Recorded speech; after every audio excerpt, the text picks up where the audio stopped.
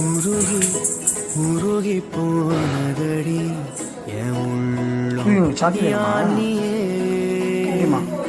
குருகி எத்தனை சாக்கி வேணும்? குருகி போனதடி கரெக்டாக சொல்லு, எத்தனை வேணும்?